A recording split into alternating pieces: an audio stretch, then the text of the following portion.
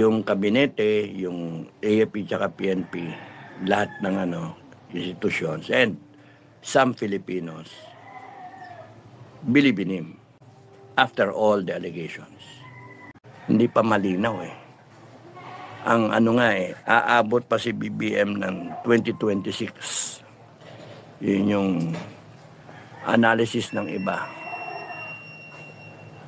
Nagbabay sila ng time, hinagamit lahat ng sangay ng gobyerno, pati mainstream media, SOCMED trolls, para mabago yung narrative, para masway ang tao. Ngayon pinapasa nila China ang nag-fund nitong rallies para magalit yung mga tao na galit sa China, etc. Na i-connect na naman sa Duterte. Gusto lang nila na i-prolong yung agony natin, hindi nila.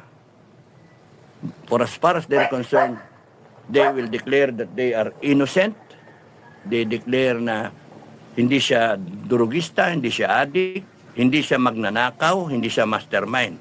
Pero sila, at saka si Martin Romualdez at ibang congressman, kakasuhan. For you to think, maiimbestigahan at kakasuhan sa December.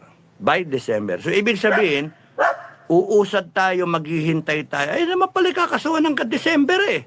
Tapos, Pasko na. Boom! Tapos, 2026 na. Panibagong budget. Pirmahan na naman niya yung budget. Magaling, di ba? Extend nila yung time and then from there, malapit na, impeachment na naman.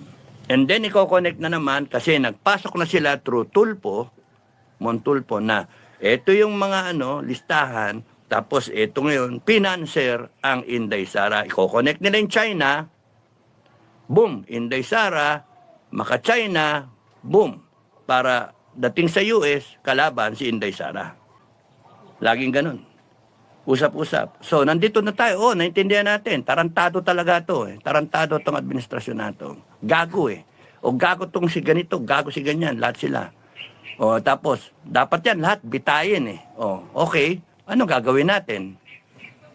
Naging mag-rally pa ulit. Tampucha, oh.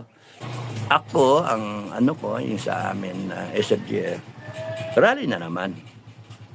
Na kaya sabi ko, tapusin na natin.